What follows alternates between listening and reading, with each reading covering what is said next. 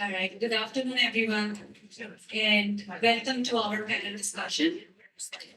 The title of this discussion is advancing diversity in open source. In general, not advancing diversity across financial industry.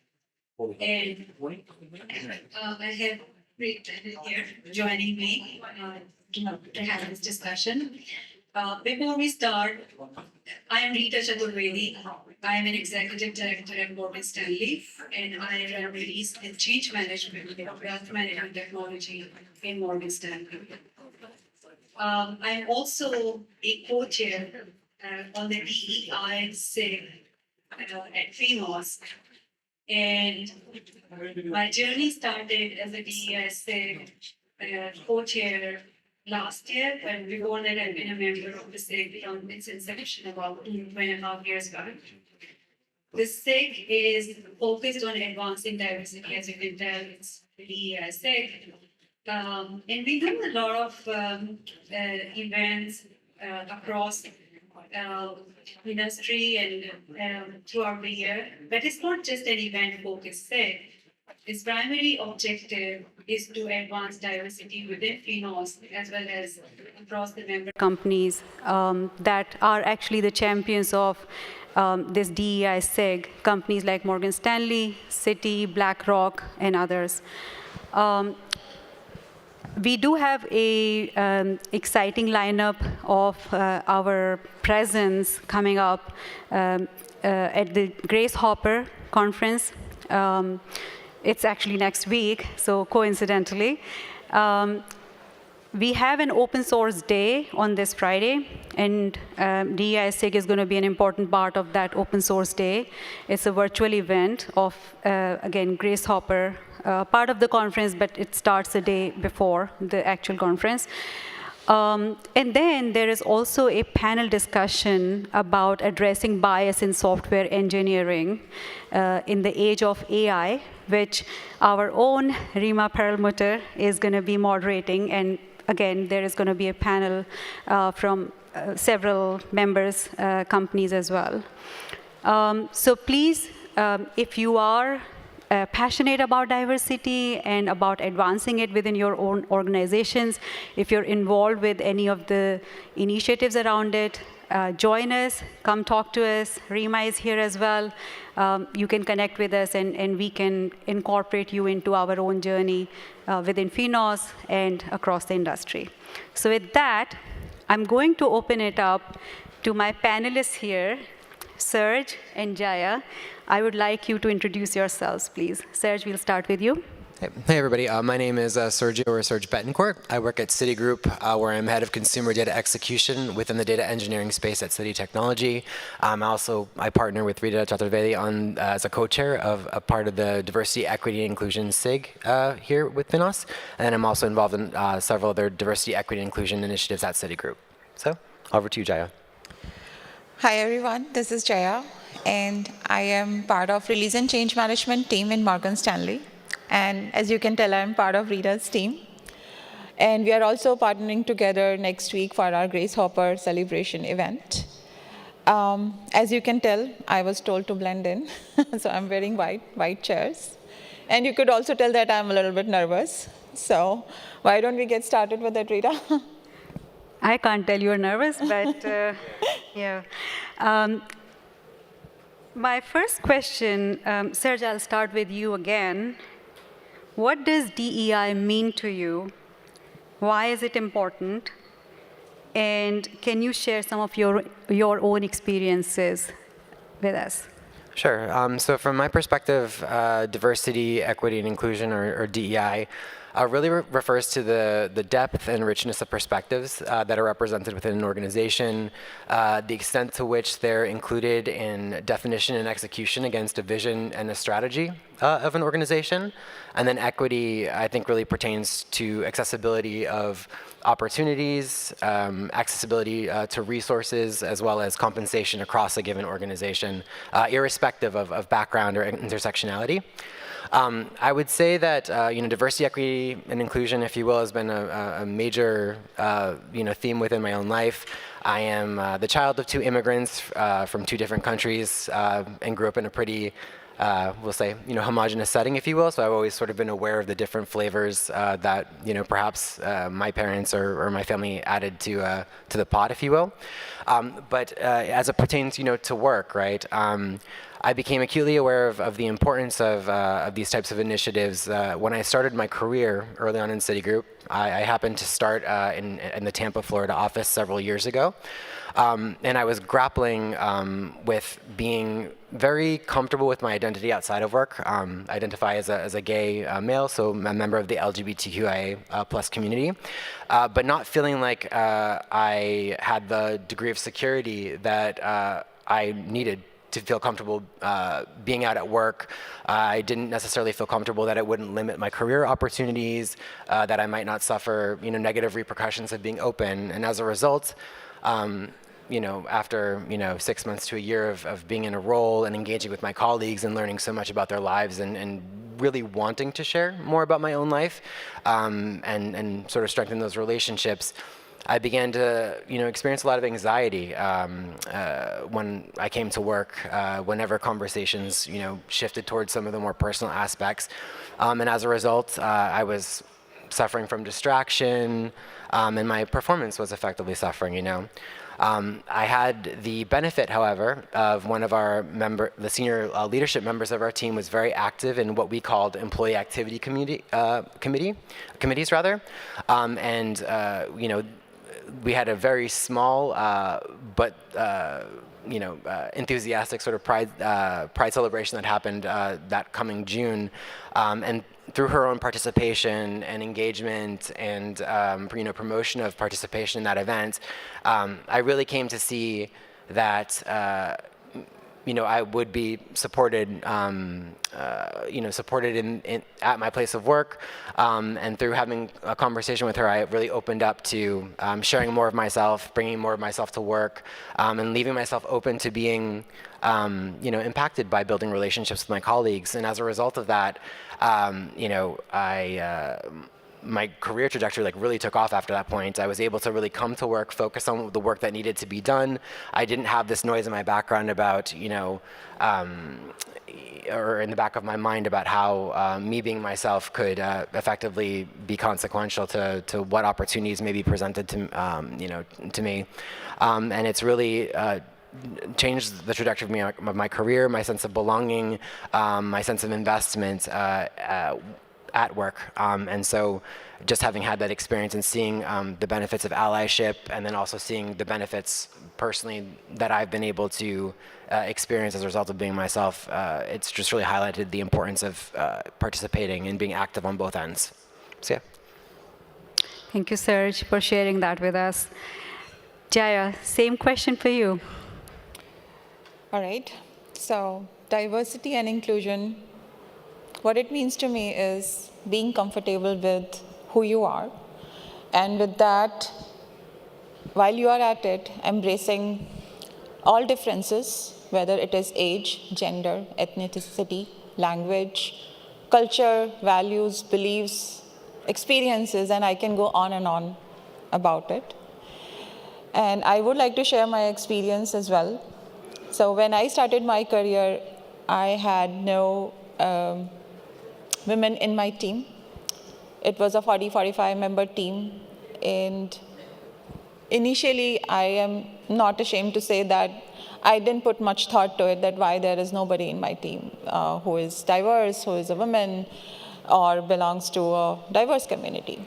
But as years passed by, I kind of was looking for a role model, and I could not find a role model who I could look up to. I heard about a lot of women leaders, but none of them were reachable for me. And as years passed by, I thought that, what is happening? Why is there a gap? And I did a little bit of research, and I do want to throw in some of the statistics to, this is something that we should be aware of. That in leadership roles, there are only 6.6% of Fortune 500 companies have women CEOs. According to one of the surveys conducted by Washington Post, for the top 50 most valuable public companies, only 8% of the top executives are Black, which tells me that as you grow in your career, and when women come to that age where they can hold the leadership roles, the gap keeps widening, where you are not able to even find leaders, managers who are diverse, who are women, who are Black, or whichever different community they belong to.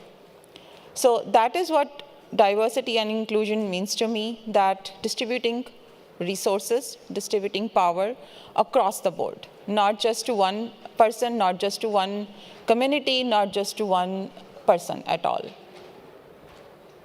Thank you, Jaya and Serge.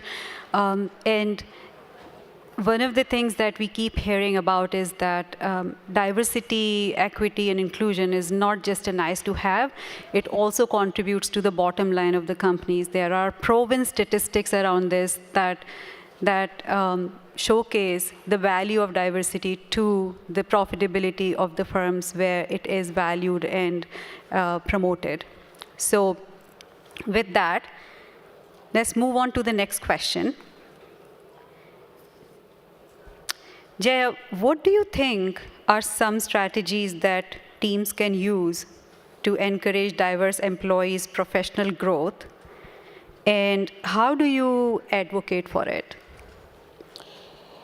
So I come from a diverse background, and I know the importance of advocating for professional growth of all diverse employees. One of the strategies that has worked for me, and I would say that as leaders, we have a more moral obligation to create a conducive environment where all diverse team members are able to find mentors. So mentorship is one of the most important strategies that all organizations could adopt. Then there is one other strategy that has worked for me, and I would like to mention that having allies at workplace has really made a difference, because in meetings, in conversations, even when you are not around, if you have allies at workplace, these are the people who would advocate for you, who would make sure that you are heard, who would make sure that you get the spot what you deserve. And having allies, having friends, not only just help the person who is on that journey, also helps the person who is being the ally, because they have been through the journey and they understand the importance of it. So the strategy is to give back, become an ally, become a mentor. If you have had a mentor, what difference would it have made to your life? And the third strategy that can help professional growth is the training. Awareness trainings about DEI, making sure that follow-ups happen once the training is conducted, whether the employees really need something out of that training, it was a long-lasting impact on that or not, or there was anything else that employees would need, not as part of training, but in general as well. Yeah. Serge, do you want to add something? Thank you, Jaya. Serge? Sure. I would say it's also important for us, not just as employees, but also for those of us in leadership positions, to really be aware of the resources that are available to us. So just as an example, with respect to focus on growth for diverse colleagues in our organizations, being aware of the different employee resource groups or inclusion networks that are available, perhaps taking advantage of them. As an example, again, I have a couple different intersecting identities on my end. I mentioned earlier, just being LGBTQIA plus community member, and then also being of Hispanic Latino heritage. I'm involved in those networks. Those networks offer a lot of career development resources by way of panels, mentoring programs, reverse mentoring programs, which is wonderful. They offer programming around allyship, etc., things along these lines. So just being aware that they're available and making sure that you either are participating or kind of promoting the opportunities to get involved. That can be one way to make sure that folks are have access to different leadership development tools. I think also too, just more locally, if you will, even in terms of establishing environments of psychological safety in our team, so that folks feel comfortable opening up, raising concerns, having intentional dialogue, perhaps taking the position of assuming positive intent versus negative intent, that sort of thing, really helps to position teams to take advantage of the diverse perspectives and experiences that each of us brings to the table, but also position us to, in a position of strength, take a step forward together. And I would say, in addition to that, just kind of approach these sorts of conversations and taking advantage of these programs from a position of curiosity. You never know how that might deepen a relationship, open up an employee to offer some other strength or facet of themselves that could ultimately benefit the bottom line of each of our teams in the firm overall. So yeah. Thank you. And I think both of you addressed this. It's important to have the initiative a two-pronged approach, whereas the organizations need to provide a conducive environment where the hiring managers are supported in hiring diverse candidates. The HR teams are providing them the pipelines to look at diverse candidates. There are trainings and other support systems available for employees to enrich their skill sets to be ready for the kind of opportunities that may be available within the organization that they may not be ready at that point, but can become ready.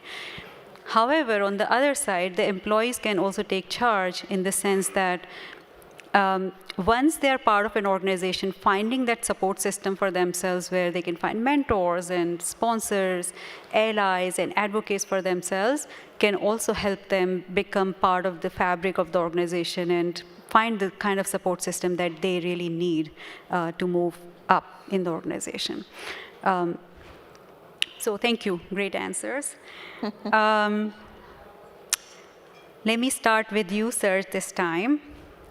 From your experience, do you have seen or have seen yourself or others use your position to improve diversity, to unlock business and social value?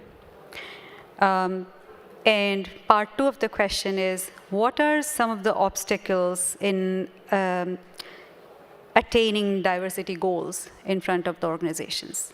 Sure. So I think I have the benefit of operating in a leadership or management capacity in my role. I have a wonderful team that I partner with every single day, and I think really taking to heart that this perspective that diversity, especially when you're talking about I happen to work for Citigroup, which is this very global organization, to the greatest extent possible, I want to make sure that the team that I have represents our clientele. Again, I think that sort of strengthens us from a competitive advantage standpoint, and I think that's been, stated sort of from an industry perspective as well. So just making sure that, in the most immediate way or in the most immediate fashion, I'm kind of taking that into consideration as I build my team, making sure that that finds its way into my hiring practices, making sure I'm interviewing diverse types of candidates. I have diverse interviewer panels involved in the decision-making capacity. I think really positions us from a strength perspective. I think also too, again, like recognizing that we do have opportunity to get involved in some of these employee resource groups or networks to take on leadership positions to make sure that we're contributing our perspectives so that they have the information they need to make sure that the broader subset of employees' needs are being met from a development perspective, I think is quite important as well.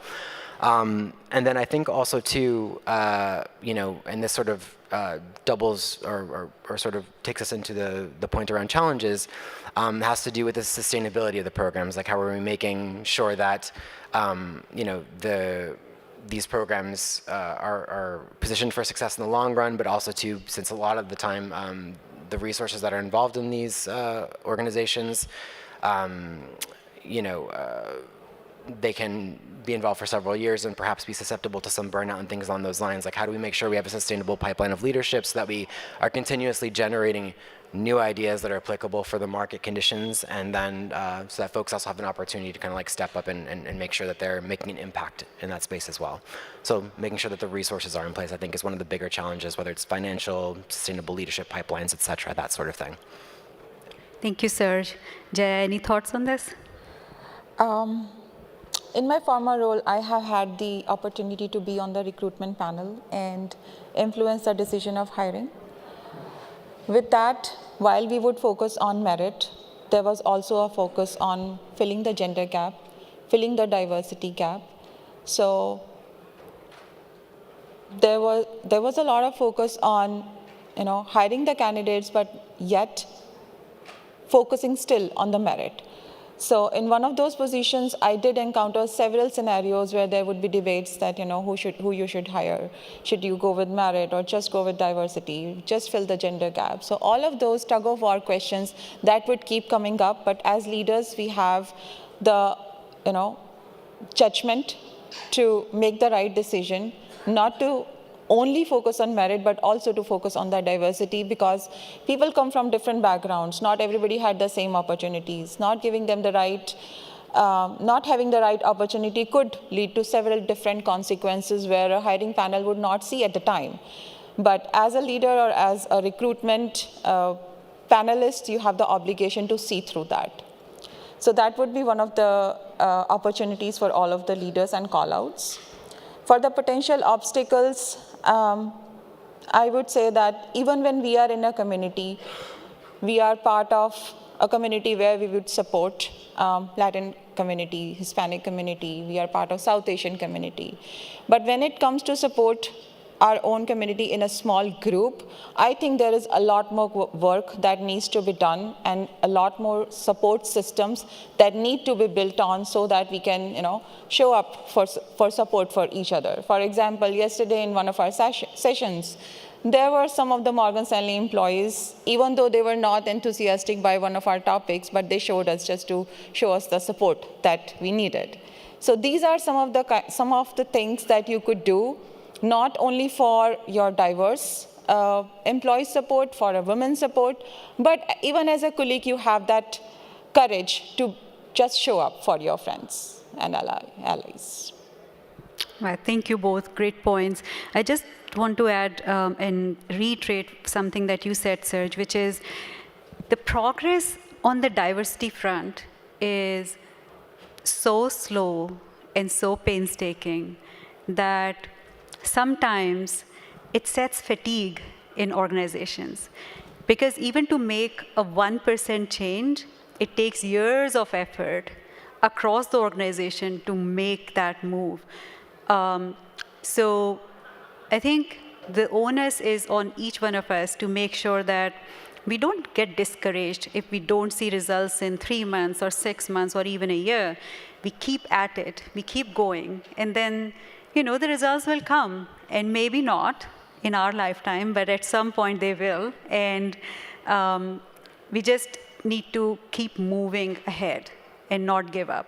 This is not a small problem, otherwise it would have been solved like 100 years ago. So with that, I'm going to move into some personal questions here. So Serge, there have been a lot of news around legislation that impacts the LGBTQ community. And given that most of the financial industry members of FINOS have footprint in states like Florida that are impacted by these legislations, what are your thoughts on what the organizations can do to support their employees? No, I appreciate the question. So I think a lot of what we can do is, again, make sure, again, that we're checking in with our employees. I think something as simple as, recognizing that someone may be, facing either challenges or anxiety, and this, I think, is not just unique to the LGBTQIA+ community, right? It's applicable to many folks, and maybe folks, even if they're not directly a member of a community, maybe they have close family members, as an example, that are impacted by some of, some of these actions that are taking place. And again, it's really, what my recommendation is really to approach from, the perspective of genuine curiosity, support, just kind of checking in, acknowledging that perhaps this person may be going through some challenges or may be impacted by some of these actions, I think goes a long way to showing that we're invested in the well-being of our employees, and that we see them and that we're interested in making sure that they have the support that they need, not just to succeed at work, but also acknowledging that there may be some challenges they're experiencing outside of the workplace as well. Yeah. Yeah, so just reaching out, Yes, absolutely. checking in on them is really important. Yeah, at the end of the day, we're all humans, right? We want to be acknowledged and feel that support. So, yeah. Yeah, thank you. Jaya, last question. You're a diverse person who started your journey here in the States from ground up. What can you share with us from your perspective, especially around the support system that might have helped you along the way? That's a loaded question, Rita. So yes, that's true. I came here as an immigrant, and I am a diverse person. When I was coming here to US, it was only me who believed that I would be able to do it. My friends, my family back in India, they just wanted to take a chance, and they thought that it would only be a couple of months when I would realize that it's not going to work out, and you would realize the value of being homesick, and you would come back, which truly didn't happen, apparently. So over the period of few years, initially it was difficult. The journey was not easy, but I found friends from Indian community. I also found friends from Latin community who really helped me, do things that I wanted to do, go to places that I wanted to go. And it was not, the support system is something that you would not find if you do not reach out. I reached out and I got the support. So my message here is that even though you don't have the support at the moment when you start your journey, but if you reach out, there will be people, you would meet nice people who would show the support. And the other thing that helped out in my journey was, at my workplace, I was blessed to find some mentors who were not, who actually at the time felt that they didn't have mentors, so they felt the importance of having a mentor. So I found them, they helped me go through the journey, they made it really smooth for me after a couple of years. And today when I look back, it doesn't look like that it's been more than 10 years that I have been here. So the one key message that I would share here is that if you believe in yourself that you'll be able to do it, then just do it. And then once you reach out, you will be able to find the support that you need.